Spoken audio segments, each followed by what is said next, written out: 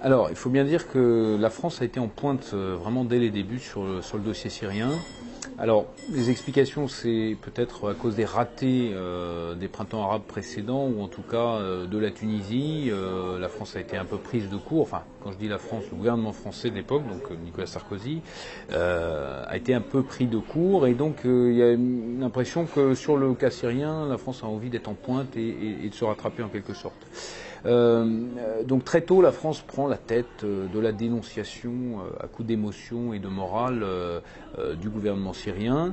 Nous allons être parmi les premiers à commettre une erreur d'ailleurs colossale dont on se mord les doigts à présent et qui a été de fermer l'ambassade au printemps 2012 à Damas, l'ambassade de France, c'est-à-dire on s'est donné plus aucun moyen de connaître la situation sur place et même d'avoir éventuellement des contacts en sous-main avec les services de sécurité syriens. Donc sur la question du djihadisme, ce genre de décision, on peut le dire, a été absolument catastrophique et nul doute que dans les circonstances actuelles post-attentat, où il y a un désir de sécurité, où un certain nombre de personnes d'ailleurs appellent à renouer avec, ou en tout cas à reparler avec les autorités syriennes, l'absence d'ambassade ou même du moindre bureau de représentation français à Damas est un handicap notable. Donc une France qui est très en pointe, une France qui ferme son ambassade, une France qui à l'été 2013, lors d'une attaque chimique dans la Ghouta orientale à côté de Damas, va être également aux premières loges, va appeler une intervention militaire, va même mettre la dernière prévenue, une humiliation de plus, puisque Washington a décidé, Obama a décidé d'arrêter l'opération et ne prévient les Français qu'au dernier moment. Nos Rafales étaient prêts à partir, frapper. Frapper pourquoi, on ne sait pas trop bien. Le mot d'ordre à l'époque de François Hollande, c'est qu'il faut punir. Et donc ce qui est loin de constituer un but de guerre. On n'a jamais fait la guerre pour punir. On fait les buts de guerre, c'est en général des buts politiques. Voilà. Et alors depuis l'été 2013, on a des tentatives françaises tout à fait contestables qui ont consisté à livrer des armes à des rebelles syriens en dépit des embargos décrétés par l'Union européenne sur la livraison d'armes. Nous sommes affranchis de ces règles européennes.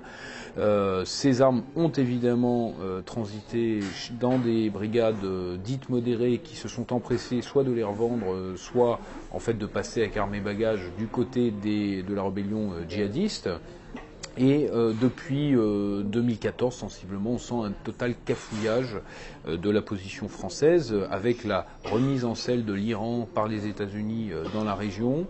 Eh bien, nous sommes pris à notre piège, qui a été un piège jusqu'au boutiste, qui a consisté à écarter l'Iran de toute influence sur le dossier syrien, qui a consisté à écarter le gouvernement syrien au nom d'une prophétie qui ne s'est jamais réalisée, qui consistait à dire que Assad allait tomber, Assad va tomber. Alors au début c'est dans quelques jours, ensuite c'est dans quelques semaines, ensuite c'est dans quelques mois. On a eu des paroles totalement déplacées également de la part d'un ministre des Affaires étrangères. Bachar al-Assad ne mérite pas d'être sur terre, comme l'avait dit Laurent Fabius. Personnes que je viens de voir qui sont des Syriens d'un village qui a été bombardé juste de l'autre côté de la frontière, ces témoignages sont absolument bouleversants. J'ai dit à mes interlocuteurs que quand on entend ça, et je suis conscient de la force de ce que je suis en train de dire, M. Bachar al-Assad ne mériterait pas d'être sur la terre. Parce que c'est une opération de destruction d'un peuple qui est en train d'accomplir. Au passage, une phrase qui a pu servir d'encouragement à certains départs depuis l'Europe et depuis la France en particulier, de jeunes Européens convertis à l'islam ou islamistes qui sont allés faire le djihad en Syrie. Ce sont les propres avocats de ces djihadistes qui l'admettent que cette phrase prononcée par Laurent Fabius peut être plaidée comme un encouragement pour leurs clients à faire le djihad. Alors, comment expliquer ce fiasco absolu de la diplomatie française ? Il y a plusieurs explications possibles. D'abord, je pense que le Quai d'Orsay est à la mesure en fait de la faillite générale et sur d'autres sujets des élites françaises depuis quelques années. Du point de vue stratégique, du point de vue du débat stratégique, il faut bien dire qu'en France, le débat stratégique est colonisé par un certain nombre de think tanks qui, en fait, vivent de la commande publique et qui, par conséquent, vont avoir tendance, en fait, à servir des arguments bellicistes ou des arguments interventionnistes depuis quelques années. On peut aussi y voir, et très clairement, l'influence des néocons américains qui bizarrement ont perdu beaucoup de leur influence depuis la présidence Obama, semble-t-il, mais qui semblerait s'être fait une nouvelle jeunesse au Quai d'Orsay, avec la coalescence en fait de plusieurs groupes de pression. D'une part, les humanitaires, je dirais, c'est-à-dire ceux qui vont mettre les droits de l'homme avant toute chose et qui vont faire des droits de l'homme une sorte de guide de la politique étrangère. Les adversaires aussi de la prolifération nucléaire, donc le lobby nucléaire militaire évidemment en France, et puis le lobby évidemment israélien, tout ça amenant des cercles parfois improbables et des gens qui n'étaient pas amenés à se rencontrer. Donc tous ces groupes convergeant en fait sur la question syrienne pour demander le départ d'Assad et pour en fait s'abstraire totalement de la réalité. Alors ce qui est intéressant, c'est que par exemple même le propre ambassadeur de France à Damas, au moment où la révolte syrienne éclate, ou que la guerre civile syrienne éclate, le propre ambassadeur de France, Éric Chevalier, eh bien, envoie des rapports au Quai d'Orsay dans lesquels il dit non, attention, attention, Assad ne va pas tomber. On a des informations, on sait bien, l'armée est solide, les services de sécurité sont solides, mais plus encore que cela, en fait, une grande partie de la population, pour des tas de raisons, n'a pas intérêt à la chute de l'État syrien, du gouvernement syrien, et ne demande pas le départ d'Assad. Voilà. On lui fait, alors il vient plaider cette cause au Quai d'Orsay et on lui fait très clairement, voire assez brutalement comprendre qu'on ne veut pas entendre ça, qu'on ne veut pas entendre ça et que ce type de rapport n'intéresse pas le Quai d'Orsay.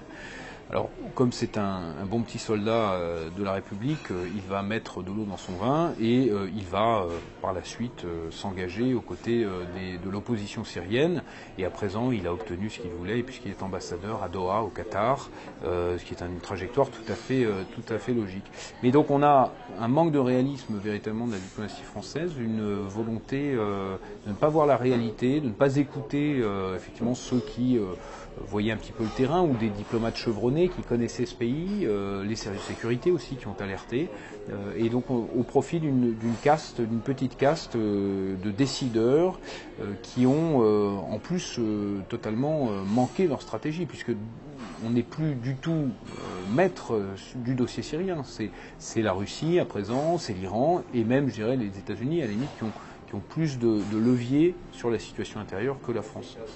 En prime, évidemment, on a, comme c'était prévu, prévisible, en laissant se constituer cette zone grise et en ne voulant pas voir dès les débuts l'aspect fondamentaliste de la rébellion et l'aspect djihadiste des combattants, on a laissé se constituer une zone grise, mais cette zone grise, c'est pas comme dans les années 80 en Afghanistan, c'est-à-dire à plusieurs milliers de kilomètres de la France.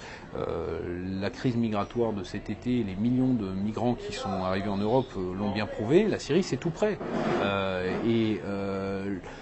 Le théâtre syrien a fini par agir comme un aimant pour effectivement les djihadistes, en tout cas des candidats au djihad de notre propre pays, de notre propre continent. Il faut le dire aussi, le fiasco français, c'est que le premier contingent de combattants djihadistes européens en Syrie, ce sont des Français, avec des estimations qui tournent autour de 1500, 2000, qui sont des estimations du ministère de l'Intérieur, et que l'on peut du coup assez raisonnablement considérer comme étant sous-estimés. Mais c'est devenu un vrai problème, c'est devenu un vrai problème de politique intérieure. Donc on a tout loupé. Voilà, donc c'est un cocktail à la fois d'idéologie, de refus de voir la réalité, et peut-être, faut-il le dire aussi, un cocktail, une dimension d'incompétence très claire sur le dossier.